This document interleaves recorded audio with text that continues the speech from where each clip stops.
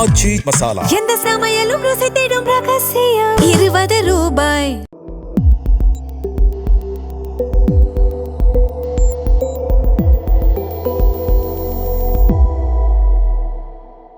தமிழ் தடம் நேயர்களுக்கு வணக்கம். நம்மோடு உரையாட ஊடகவியலாளர் திரு கேப்ரியல் இணைந்திருக்காங்க. வாங்க பேசலாம். வணக்கம். வணக்கம். 7 ஆம் ஆத்மி ராஜ்யசபா எம்பிக்கள் நேற்று பாரதிய ஜனதா கட்சியில் இணைஞ்சிருக்காங்க, பிஜேபியில் இணைஞ்சிருக்காங்க. ஸோ கொஞ்சம் கொஞ்சமாக ஆம் ஆத்மி கட்சியை பாஜக காலி பண்ணிக்கிட்டு இருக்கு அப்படின்ற விமர்சனம், கேள்விகள்லாம் எழுந்திருக்கு. ஸோ எப்படி பார்க்குறீங்க இந்த நிகழ்வை? பாஜக நல்லா வேகமாகவே ராஜ்யசபாவில் இருக்கக்கூடிய முக்கால்வாசி எம்பிஸை தூக்கிட்டாங்க. மொத்தமே 10 எம்பிஸ் தான், அதில் 7 பேர் அவங்க தூக்கிட்டாங்க. ஸோ ரொம்ப கவனமாக இருக்காங்க. ஆன்டி டிஃபெக்ஷன் சட்டங்கள்லாம் அப்ளை ஆகிடக்கூடாது அப்படின்றதுல ரொம்ப கவனமாக இருக்காங்க. 7 பேரை தூக்கிட்டாங்க. இப்போ ஆம் ஆத்மி ஒரு பெரிய ஒரு வீழ்ச்சியில் தான் அவங்க இருக்காங்க. 2025 டெல்லியிலையும் தோத்துட்டாங்க. 22 சீட் தான் இப்போ அவங்களுக்கு டெல்லியில். பாஜக அதிகாரத்தை கைப்பற்றிட்டாங்க. அதுபோக இப்போ 10ல் 7 எம்பிஸ் வந்து பாஜகவில் போய் சேர்றாங்க. அவர் யார்? ராகவ் சட்டா இவரெல்லாம் போய் சேர்ந்திருக்காரு. ஸோ அவர்லாம் முக்கியமான ஒரு லீடர். ஆமாம், ஹர்பஜன் சிங் இவங்கெல்லாம் போய் சேர்ந்துருக்காங்க. இப்போ ராகவ் சட்டா வந்து அவர் பெரிய ஸ்ட்ராட்டஜிஸ்ட். அவர் தான் பஞ்சாபில் ஒரு முக்கியமான ஒரு ஃபேஸ் அவர். ஸோ இப்போ என்னோட பாயிண்ட் என்னன்னா, இப்போ இந்த 7 பேரில் 6 பேர் பஞ்சாப்ல இருந்து. அப்போ பஞ்சாப்ல ஏதோ சிக்கல் இருக்குன்னு அர்த்தம். எடுத்தது இப்போதைக்கு நம்ம பேப்பர்ல பார்க்கும்போது பஞ்சாப்ல ஆம் ஆத்மி கட்சி ரொம்ப வலுவா இருக்கிற மாதிரியான ஒரு தோற்றம் இருக்கு. ஏன்னா சிஎம் அங்க பகவத் சிங் மான் அங்க சிஎம் இருக்காரு. 22 ஜெயிச்சாரா? 22 ஜெயிச்சாருன்னு நினைக்கிறேன். சிஎம் ஆயிட்டாரு. பயங்கரமான மெஜாரிட்டியில ஸ்வீப் பண்றாங்க. அங்க மொத்தமே 120 சில்லற சீட்ஸ் தான் இருக்கு. அதுல 90க்கு மேல ஜெயிக்கிறாங்க. So 4ல் 3 seat ஜெயிக்கிறாங்க. அதுக்கும் மேல கம்ப்ளீட்டாக ஸ்வீப் பண்ணி அடிக்கிறாங்க. ஸோ இப்போ சொல்லப்படுற விஷயம் என்னன்னா, பாஜக அடுத்தது பஞ்சாப்லேயும் ஆம் ஆத்மி எம்எல்ஏஸ் எல்லாம் தூக்குறதுக்கான வாய்ப்பு இருக்குன்றாங்க. இதுவும் நடக்கிறதுக்கான வாய்ப்பு இருக்குன்றாங்க. ஏன்னா தொடர்ச்சியாக ஆம் ஆத்மி கட்சிக்காரங்க சொல்லிட்டே இருக்கிறது என்னன்னா, ஆப்ரேஷன் லோட்டஸ் பற்றிலாம் அவங்க பேசிகிட்டு இருக்காங்க. கட்சியை உடைக்கிறதுக்கான முயற்சிகளில் பாஜக ஈடுபட்டு இருக்காங்கன்றாங்க. ஏன்னா பஞ்சாபில் கவர்மெண்ட் நடத்துறதும் கஷ்டம். உள்ளதுலேயே அதிகமான கடன் அங்கே பஞ்சாபில் தான் இருக்குது. ஓவரால் ஜிஎஸ்டிபியில் 40% மேலே கடன் இருக்கு. ஸோ இப்போ ஓவராலாக பஞ்சாபோட பட்ஜெட் எடுத்துக்கிட்டிங்கன்னா 70% மேலே பென்ஷனுக்கு, சேலரிக்கு, இன்ட்ரெஸ்ட் பேமெண்ட்டுக்கு போயிட்டு இருக்கு. அப்போ மக்களுக்குன்னு நீங்கள் செலவழிக்கிறது 28% தான் இருக்கு. இப்படிப்பட்ட சூழல் இருக்கக்கூடிய ஒரு ஸ்டேட்டை நீங்கள் எப்படி ரன் பண்ண முடியும்? நீங்கள் பெரிய பேச்செல்லாம் பேசி அதிகாரத்துக்கு வந்துட்டீங்க. காங்கிரஸ்காரங்க வேஸ்ட்டு, நாங்கள் வந்து எல்லாம் சரி பண்ணிடுவோன்னு. ஒன்றும் பண்ண முடியல. இப்போ வந்து இவங்க என்ன பண்ணுறாங்க, நம்ம மகளிர் உரிமை தொகை மாதிரி அங்கே ஒரு திட்டம் ஒன்று அறிமுகம் பண்ணியிருக்காங்க. இப்போ அது பைலட் ஃபேஸில் இருக்குன்னு நினைக்கிறேன். ஏதோ சில தொகுதிகளில் கொண்டு வந்திருக்காங்க. அதுக்கு ஃபண்டும் பட்ஜெட் அலோகேட் பண்ணியிருக்காங்க. ஏதோ 10,000 கோடி ரூபாய் என்னமோ அலோகேட் பண்ணியிருக்காங்க. இதை ஃபுல்லாக எக்ஸ்டெண்ட் பண்ணாங்கன்னா யோசிச்சு பாருங்க என்ன ஆவாங்கன்னு. மாதம் 1000 ரூபாவோ 1500 ரூபாவோ ஏதோ கொடுக்க ஆரம்பிச்சிருக்காங்க. ஸோ அப்போ இந்த கடன்லாம் இன்னும் அதிகமாக தான் போகுது. ஸோ அதனால இப்போ என்ன கலாச்சாரம் வேற, அங்கே எப்படி போதை கலாச்சாரம் வேற பஞ்சாப், அது பெரிய ஒரு சிக்கல். அது பிரச்சனை. அங்கே போதை கலாச்சாரம் பெரிய ஒரு சிக்கல். யங்ஸ்டர்ஸ் பார்த்தோம்னா பெரிய விரட்டியில் இருக்காங்க. ஜாப் கிரியேஷன் அங்கே இல்லை. ஆக்சுவலாக ஹிஸ்டாரிக்கலாக பார்த்தீங்கன்னா பஞ்சாப் ஒரு நல்லா வளர்ந்த ஒரு ஸ்டேட். அங்கே நல்ல செழிப்பான ஒரு பகுதி. விவசாயிகள் போராட்டம்லாம் பாருங்க. அங்கே விவசாயிகள்லாம் பார்க்கும்போது நமக்கு தெரியுது நல்லா பவர்ஃபுல்லாக இருக்காங்க அவங்கெல்லாம்.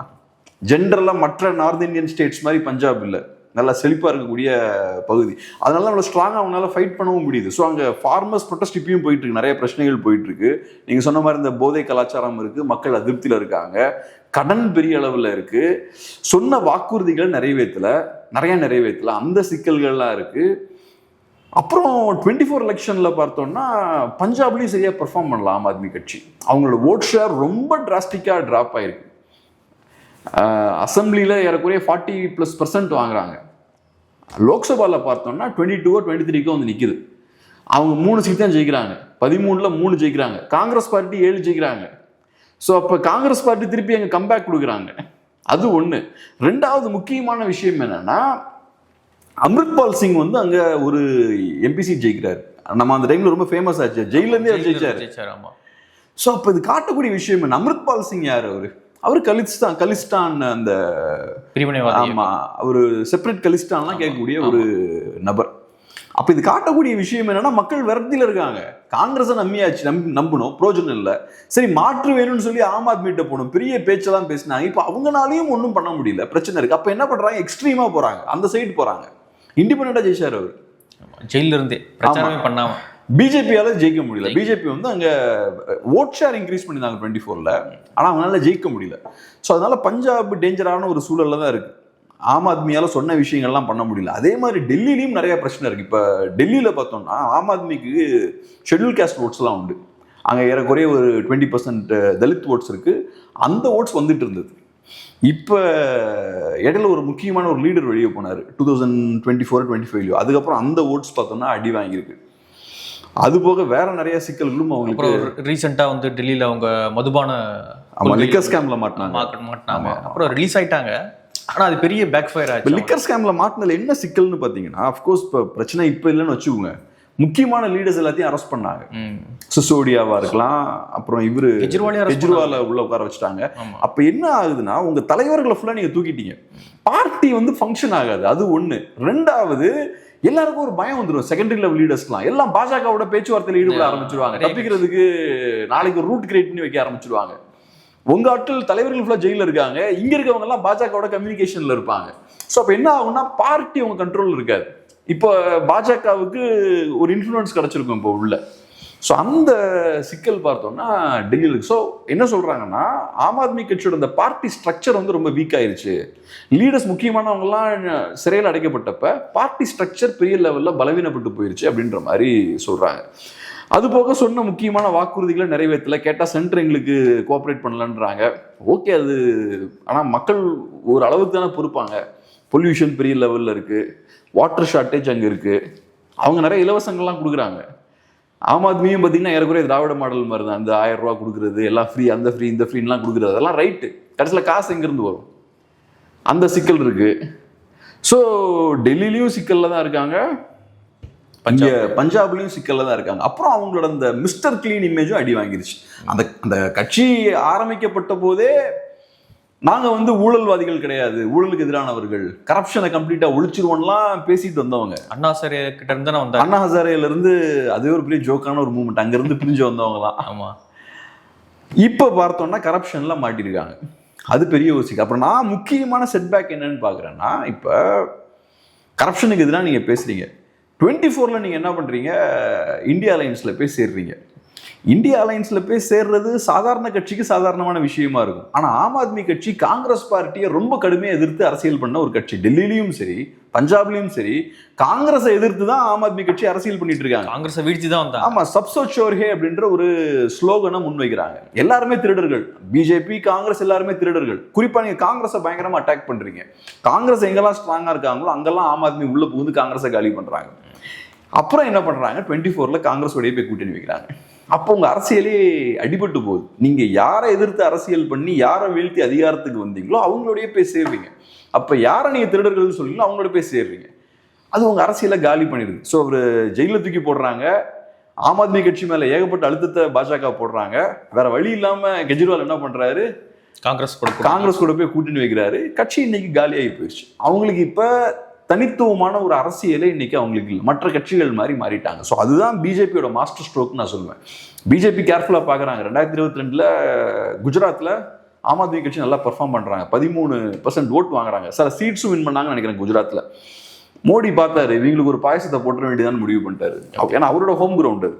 அதான் ஆம் ஆத்மியோடைய அந்த இமேஜே வந்து மிஸ்டர் கிளீன் அப்படின்றது. ஆமா. ஆனா அவங்க லிக்கர் ஸ்கேம்ல கைது பண்ண அந்த அளவுக்கு நெருக்கிறதுக்கான காரணம் என்னன்னா இதுதான். குஜராத் தான் என்ன பொறுத்தளவு. பஞ்சாப்ல இதே மாதிரி தாங்க.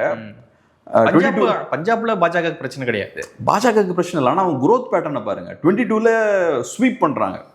அதுக்கு முந்தின எலெக்ஷன் பாத்தீங்கன்னா இதே மாதிரி தான். 15% 18% தான் வாங்குறாங்க.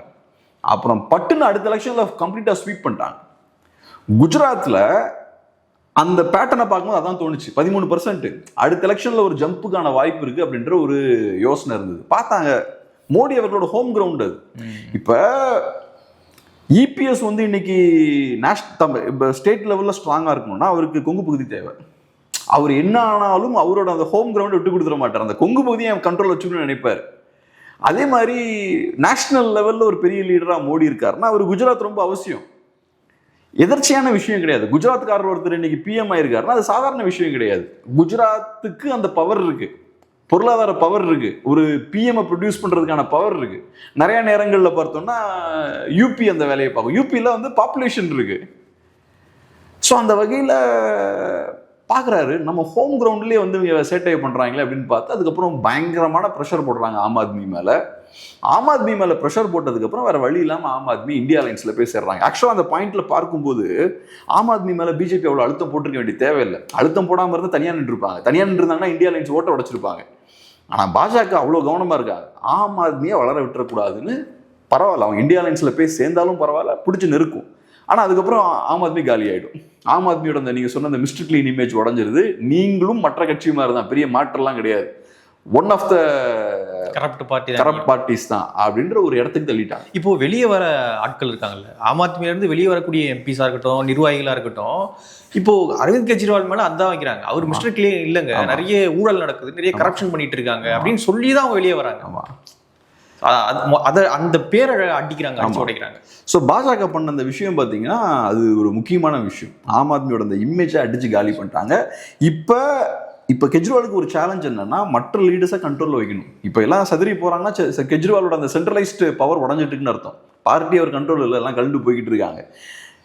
பகவத் சிங் மானுக்கும் கெஜ்ரிவாலோட நிறைய பிரச்சனை இருக்குன்றாங்க.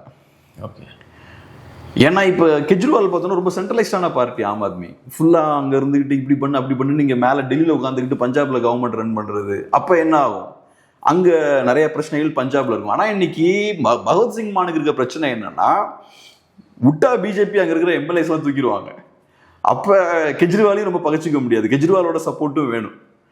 அதனால சரி பிஜேபியை கவுண்டர் பண்ணுறதுக்காக அவர் கெஜ்ரிவாலோட ஒரு நல்ல அண்டர்ஸ்டாண்டிங்கோட பகவத் சிங் மான் இருக்கார். இப்போ இந்த எம்பிஸ் 7 பேர் வெளில போயிருக்காங்கல்ல, இந்த விவகாரத்தில் பகவத் சிங் மான் அதனால தான் கெஜ்ரிவால் நல்லா சப்போர்ட் பண்ணுறாரு, ஓப்பனாக சப்போர்ட் பண்ணுறாருன்றதுக்காக பிரச்சனை இல்லைன்னு கிடையாது. ஏன்னா பகவத் சிங் மானுக்கு இப்போ பிஜேபியை கவுண்டர் பண்ண வேண்டிய தேவை இருக்குது. ஆப்ரேஷன் லோட்டஸ் அது இதுன்னு பேசிகிட்டு இருக்காங்க. உங்கள் எம்பிஸை தூக்கிட்டாங்க, பஞ்சாப்ல இருந்து 6 பேரை தூக்கிட்டாங்க. ஸோ அடுத்தது எம்எல்ஏஸை டார்கெட் பண்ண கண்டிப்பாக முயற்சி பண்ண தான் செய்வாங்க. ஆனால் இப்போ இதில் கேள்வி என்னன்னா, பிஜேபி என்ன செய்ய முயற்சி பண்ணுறாங்கன்னு எனக்கு தெரியல. பஞ்சாப்ல ஏன்னா எனக்கு தெரிஞ்சு பிஜேபியால் பெருசாக ஒன்றும் க்ரோ ஆக முடியாது. ஓகே, இந்த ஏக்நாத் ஷிண்டே மாதிரி அதை உடச்சி அந்த மாதிரியான அரசியல் பஞ்சாப்ல எடுபடாது. பஞ்சாப்ல என்ன சிக்கல்னா, பஞ்சாப் வந்து சீக் மெஜாரிட்டி ஸ்டேட். அது நீங்க பேசுறது ஹிந்துத்துவ பொலிட்டிக்ஸ் பேசுறீங்க. ஸோ அங்க போனா அது செட் ஆகாது. இது வரைக்கும் நீங்க வாங்கின ஓட்ஸ் எல்லாமே பாத்தீங்கன்னா மோஸ்ட்லி அங்க இருக்கக்கூடிய ஹிந்து ஓட்ஸ் வாங்குறீங்க. அங்க ஹிந்து ஓட்ஸ் ஒரு 20% ஏதோ இருக்கும்னு நினைக்கிறேன், எனக்கு எக்ஸாக்டா ஞாபகம் இல்லை. ஸோ அந்த ஓட்ஸை குறி வச்சு ஓரளவுக்கு வாங்கிட்டீங்க. பட் ஜென்ரல் சீக் ஓட்ஸ் உங்களுக்கு பெருசா வரல. ஆனா பஞ்சாப்ல பெரிய மாற்றம் ஏற்பட்டிருக்கு. எஸ்ஐடி ஷுர்மணி அகாலிதால் பார்ட்டி பார்த்தோம்னா காலி ஆயிட்டாங்க. அவங்க 24ல் ஒரு சீட் தான் வாங்கியிருக்காங்க. அவங்களால பெருசாக கம்பேக் பண்ண முடியல. காங்கிரஸ் ஓரளவுக்கு திரும்ப ரீபவுண்ட் ஆகிறாங்க, பட் எஸ்ஐடினால ஆக முடியல. ஸோ ஒரு பொலிட்டிக்கல் வேக்வம் இருக்கு. ஆம் ஆத்மி இன்னைக்கு பெருசாக வந்தாலும் மக்களுக்கு அதிருப்தி இருக்கு. ஆம் ஆத்மியாலையும் சரியா சாட்டிஸ்ஃபை பண்ண முடியல மக்களை. ஸோ பாஜக மேபி இந்த சிக்கல்கள்லாம் இருக்கிறதால நம்ம அடிச்சு பிடிச்சி உள்ள வந்துடலான்னு பார்க்குறாங்களான்னு தெரில. ஆனால் அங்கே ஒரு குழப்பத்தை கிரியேட் பண்ணுறாங்க. அது எந்த அளவுக்கு அவங்களுக்கு கை கொடுக்குன்னு தெரில. இது காட்டக்கூடிய இன்னொரு விஷயம் என்னன்னா, இப்போ பாஜக அவங்களோட கோரான பகுதிகள் இருக்குல்ல, அதை தாண்டி வெளில எக்ஸ்பேண்ட் ஆக முயற்சி பண்ணுறாங்க. வெஸ்ட் பெங்கால் சரி, வெஸ்ட் பெங்கால் நிறைய எஃபோர்ட் போடுறாங்க, பஞ்சாப்லையும் இப்போ நிறைய எஃபோர்ட் போட்டிருக்காங்க. அதான் பச்சையா தெரியுது இல்லை, பஞ்சாப்ல நமக்கு கொஞ்சம் சீட்ஸ் வேணும், அதுக்கான வேலைகளை பண்ணுவோன்னு இறங்கிட்டாங்க. 29 வந்து அவங்க டார்கெட் பண்ணுறாங்க, சீரியஸாக பண்ணுறாங்க. அப்போ நமக்கு குறையும், அப்போலாம் இதை சரி கட்டணும் அப்படி. நம்ம ஆக்சுவலாக அதை டீட்டெயிலாக டிஸ்கஸ் பண்ணுவோம் டேட்டா வச்சு. நான் கொஞ்சம் டேட்டா எடுத்து வச்சிருக்கேன், அது மேபி நெக்ஸ்ட் வீக் நம்ம டிஸ்கஸ் பண்ணுவோம். பாஜகவுக்கு சிக்கல் என்னன்றதை பேசுவோம்.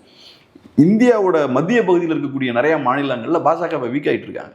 ஓட் ஷேர் ஓவராலாக இன்க்ரீஸ் ஆகிருக்கு, ஆனால் கன்வர்ஷன் ரேட் பார்த்தா கம்மியாக இருக்கு. சீட்ஸ் அது கன்வெர்ட் ஆக மாட்டேங்குது. இந்த 24ல் அது ரொம்ப கம்மியாக இருக்கு. ஓட் ஷேர் ஆனால் இன்க்ரீஸ் ஆகுது. 29ல் இன்னும் கம்மியாகவும் நினைக்கிறாங்க அவங்க. ஆமாம், இந்த அவங்களோட ட்ரெடிஷ்னலாக அவங்க பலமாக இருக்கக்கூடிய பகுதிகள் இருக்குல்ல, அங்கே கொஞ்சம் சீட்ஸ் கம்மியாகும்னு யோசிக்கிறாங்க. அதனால தான் திமுகவோட சாஃப்டாக போயிட்டு இருக்காங்க. அவங்க இப்போ வெஸ்ட் பெங்காலை டார்கெட் பண்ணுறாங்க, பஞ்சாபை டார்கெட் பண்ணுறாங்க. இதெல்லாம் பார்த்தீங்கன்னா பெரிஃபெரிம்பாங்கல்ல, கோர் நடுவில் இருக்கும், பெரிஃபெரி ஓரத்தில் இருக்கும். இப்போ டார்கெட் பண்ணுறதுலாம் பெரிஃபெரியை டார்கெட் பண்ணுறாங்க. பாஜக ட்ரெடிஷ்னலாக ஸ்ட்ராங்காக இருந்தது கோரில், நடுவில் தான் அவங்க ஸ்ட்ராங்காக இருந்தது. இப்போ அவங்க இந்த பெரிஃபெரியில் கை வைக்கிறாங்க. காங்கிரஸும் அப்படிதான், பலமாக இருக்கும்போது கோரில் தான் ஸ்ட்ராங்காக இருந்தாங்க. அப்புறம் பலவீனம் அடையும் போது தான் பெரிஃபெரியில் மெதுவாக கை வச்சுக்கிட்டு எக்ஸ்டெண்ட் பண்ண ஆரம்பிக்கிறாங்க. அந்த இடத்துக்கு இப்போ பாஜக மெதுவாக மூவ் ஆகிறாங்கன்னு நினைக்கிறேன். ஸோ பார்ப்போம். இப்போ இது சீரியஸான ஒரு டெவலப்மெண்ட் தான். ஆம் ஆத்மி ஒரு நேஷனல் பார்ட்டி. அந்த பார்ட்டியை இப்போ நெருக்க ஆரம்பிக்கிறாங்க. எனக்கு தெரிஞ்ச ஆம் ஆத்மி ரொம்ப நாள் நிற்காது, ரொம்ப பெரிய லைஃப்லாம் ஆம் ஆத்மிக்கு இருக்காது. ஏன்னா நிறைய பேர் சொல்லுவாங்க, இப்போ நம்ம மாற்று அரசியல்லாம் பற்றி நம்ம டிஸ்கஸ் பண்ணும்போது நம்ம சொல்கிறது உண்டு, மாற்றுன்றது உடனே நடந்துடாது, ஸ்லோவாக தான் நடக்கும், அதுக்கு ஒரு ஐடியாலஜி வேணும், ஐடியாலஜி இல்லாமல் மாற்று கொடுக்க முடியாதுலாம் பேசுவோம். அப்போ எல்லாரும் கொடுக்குற எடுத்துக்காட்டு என்னன்னா, உதாரணம் என்னன்னா ஆம் ஆத்மி கட்சி தான். ஆம் ஆத்மி கட்சி பாருங்க, அவங்களுக்கு என்ன கொள்கை இருக்கு? ஒரு கொள்கையும் கிடையாது. ஆனா மாற்று கொடுத்துட்டாங்களே, ஊழல் மட்டும்தான் எதிர்த்தாங்க. ஆமா, காங்கிரஸை வீழ்த்திட்டாங்க. ஆனா இங்க சிக்கல் என்னன்னா, இன்னைக்கு மாற்று இல்லைன்றது நிரூபணம் ஆயிருச்சு இல்ல. ஆம் ஆத்மியால பஞ்சாப்லயும் ஒரு மாற்று கொடுக்க முடியல. ஃபண்டமெண்டலா பெரிய சேஞ்ச் எதுவும் பஞ்சாப்ல அவங்க கொண்டு வரல. அந்த இடத்துல வந்து உட்கார்ந்து ஒன்றும் பண்ண முடியல. இன்னைக்கும் கடன் சுமை பெருசாக தான் இருக்கு. ஒரு சோசியல் சேஞ்ச் அங்கே கொண்டு வர முடியல. இப்போ டிரெவிடியன் பார்ட்டி இங்கே பவருக்கு வரும்போது திமுக, இங்கே ஒரு சோசியல் சேஞ்ச் நடக்குது இல்லை, அந்த சமூக மாற்றமும் சேர்ந்து நடக்குது இல்லை, அது அங்கே நடக்கல. இப்போ நம்ம மாற்று பேசுறதும் அதுதான். சும்மா இந்த கட்சிக்கு போய் அந்த கட்சி வருதுன்றது கிடையாது. சமூக மாற்றமும் சேர்ந்து நடக்கணும். எப்படி அப்போ பிராமணர்களோட ஆதிக்கம் இருந்தது, அதை கம்மி பண்ணிட்டு அப்புறம் நான் பிராமின்ஸுக்கு அதிகமான ரெப்ரசன்டேஷன் கிடைக்குது. அதுக்கப்புறம் நம்ம எதிர்பார்க்கறது அதையும் தாண்டி தமிழர்களுக்கு நிறைய ரெப்ரசன்டேஷன் ஃபியூச்சர்ல இருக்கும் அப்படி நம்ம எதிர்பார்க்கறோம். இந்த சிஸ்டமுக்குள்ள தமிழ்ஸ் மெஜாரிட்டியை உள்ள கொண்டு வரணும். அந்த மாதிரியான சோசியல் சேஞ்ச் எல்லாம் எங்கேயும் எதுவும் நடக்கலங்க பஞ்சாப்ல. அதுக்கான அரசியலும் உங்ககிட்ட கிடையாது. உங்ககிட்ட தான் ஐடியாலஜியே கிடையாது. அப்புறம் என்ன சோசியல் சேஞ்ச் கொண்டு வர போறீங்க? இப்ப வண்டியில ஏறி உட்கார்ந்தாச்சு, இப்ப வண்டி ஓட்ட தெரியல, எந்த பக்கம் போகணும், எந்த டைரக்ஷன்ல போகணும், எது பிரேக்கு ஒன்றும் தெரில, அப்படியே உட்காந்து மாட்டிக்கிட்டு இருக்காங்க. ஸோ அந்த கட்சி ரொம்ப நாள் நிற்காது என்னை பொறுத்தளவில். ஐடியாலஜி இல்லாத யாருமே ரொம்ப தூரம் போக மாட்டாங்க. அது விஜயும் சரி கெஜ்ரிவாலும் சரி யாரும் போக மாட்டாங்க. கெஜ்ரிவாலை வளர்த்து விட்டாங்க கொஞ்ச நாள், அவங்க வளர்றதுக்கு அலோவ் பண்ணாங்க. மீடியாலாம் சேர்ந்து ஆம் ஆத்மி கட்சியை வளர்த்து விட்டாங்க. ஏன் வளர்த்து விட்டாங்க? காங்கிரஸை காலி பண்ணிட்டு இருந்தாங்க அவங்க. சரி, ஆம் ஆத்மியை யூஸ் பண்ணி காங்கிரஸை காலி பண்ணாங்க. ஆம் ஆத்மியை யூஸ் பண்ணி டெல்லியில காங்கிரஸை விரட்டி அடிச்சாங்க, பஞ்சாப்ல காங்கிரஸை விரட்டி அடிச்சாங்க, குஜராத்ல காங்கிரஸோட ஸ்பேஸ் அவங்க பிடிச்சிட்டாங்க ஓரளவுக்கு. இதெல்லாம் ஆம் ஆத்மி பண்றதுனால பாஜகவுக்கு டேமேஜ் ஏற்படுத்தல. ஆம் ஆத்மி ஐடியாலஜிக்கலாவும் எதிர்க்கல பாஜகவை. பாஜகவோட ஹிந்துத்துவ பாலிடிக்ஸையும் ஆம் ஆத்மி எதிர்க்கல. அவங்க ஒரு சாஃப்ட் ஹிந்துத்துவ பாலிடிக்ஸை கையில் எடுத்தாங்க ஆம் ஆத்மி. ஸோ அதனால ஆம் ஆத்மியை வளர விட்டாங்க. இன்னைக்கு பாக்குறாங்க காங்கிரஸ் பார்ட்டி காலி. இப்ப நீ தேவையில்லை, நீ எதுக்கு அப்புறம் காங்கிரஸே இல்லை, அப்புறம் உனக்கு என்ன வேலை? பிடிச்சி இப்போ நெருக்குறாங்க வச்சு. ஸோ அதனால ஆம் ஆத்மி ரொம்ப நாள் தாங்கும்னு நம்ம சொல்ல முடியாது. ஓகே, தமிழ்நாட்டுக்குலாம் வந்து பிரச்சாரம் பண்ணிட்டு போனார் கெஜ்ரிவால். ஸ்டாலின் ஆட்சி மீண்டும் வரணும், ஓட்டு போடுங்க அப்படின்லாம் வந்து போனாரு, விக்கெட் போயிடுச்சு அப்படின்னு இங்கே வந்து பிரச்சாரம் பண்ணிட்டு போறாரு. அங்கே பார்த்தீங்கன்னா கட்சி மொத்தம் காலி பண்ணிக்கிட்டு இருக்காங்க அவங்க. ஸோ அவ்வளோதான் ஆம் ஆத்மி. உங்க ஊர்ல இவ்வளவு மோசமா சிச்சுவேஷன் இருக்கும்போது தான் இங்க வந்தீங்களா நீங்க அப்படின்ற மாதிரி இருக்குல்ல. இங்கே வந்து ஸ்டாலினுக்கு ஓட்டு போட்டு ஆட்சியை காப்பாத்துங்கன்றாரு அவர்.